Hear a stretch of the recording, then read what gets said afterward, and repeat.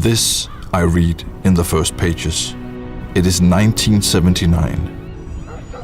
A father and his son are on their way home out of the cold winter evening.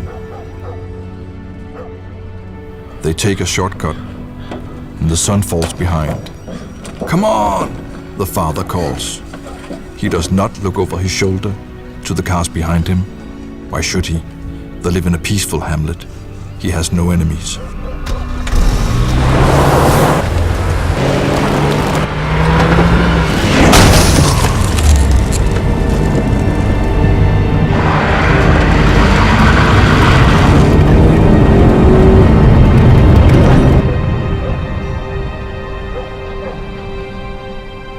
This story arrived on my doorstep one morning. 3 handwritten, leather-bound notebooks. No return address, just a simple promise that this is the true story of a life lived, the life of the boy left behind, written some 20 years later.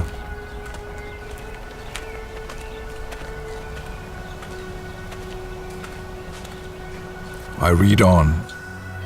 He wants to be alone for a few moments with his son. And while the anxious mother waits outside, the father tells the boy something important.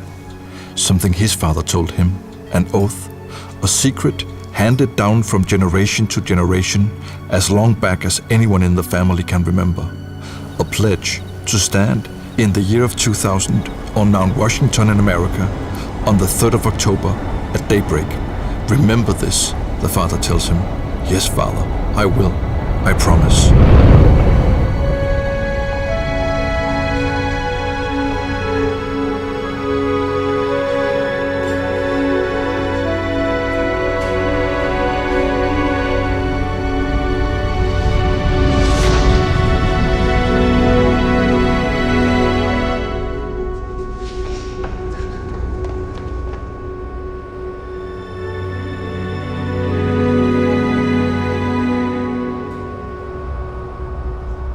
Years pass.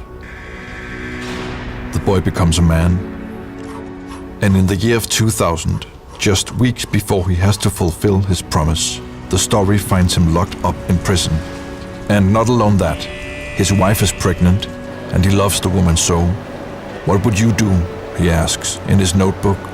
Stay for love, for the living, or fulfill your promise to the dead, to history, knowing that you might never lay eyes on your daughter, never again feel the soft skin of your loved one. And here his incredible story begins, as he breaks out, well aware that perhaps this dangerous journey will demand his life. But he has to find out why his father was murdered, why this ancient oath has summoned him to a foreign mountain peak. But please, hear my story, he writes. This, my beloved unborn. This is why I left.